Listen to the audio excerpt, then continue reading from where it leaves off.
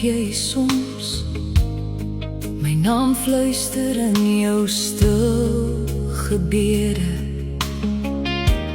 Jy wat weet van die donker skadies wat soms oor my hart kom lê. Ek glo opregte gebede bring lig wanneer jy my na die Here toe dra, waar stilte nie leeg is nie, maar vol van sy teenwoordigheid.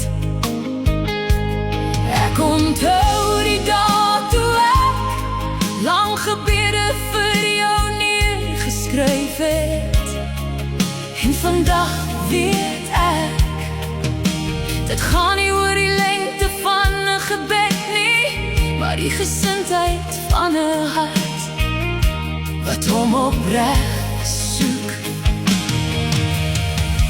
U hoor die fluister van my hart, nog voor my woorde val. Die antwoord in u tyd, o Heer, die liefde maak my stil. Ek sien u hand in elke seer, wat u oor hulle lewe spreek. U is die God wat luister, die God wat altyd naby bly. Ek weet u antwoord, Here, want ek sien dit in hul kinders se lag. Die seën waarvoor ek jare terug saam met hulle gebid het. U het gehoor waar gebede in stilte gebid is. U het hulle geseën, en vandag sien ek die vrug van elke stil gebed. En soms verlang ek net om hande te vat, stil te word saam met hulle voor u heilige vrede, waar harte een word in die asem van gebed.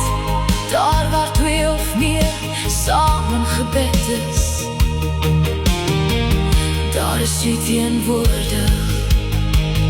U hoor die fluister van my hart, nog voor my woorde val. U antwoord in u tyd, o Heer, die liefde maak my stil. Ek sien u hand in elke seën, wat u oor hulle lewe spreek. U is die God wat luister, die God wat altyd naby bly. Sê roep my aan, en ek sal jou antwoord. U sê soek my aangesig, en ek sal jou vrede gee. Heer, ek bring hulle na u, want u is getrou. U is die God wat hoor en sien. He will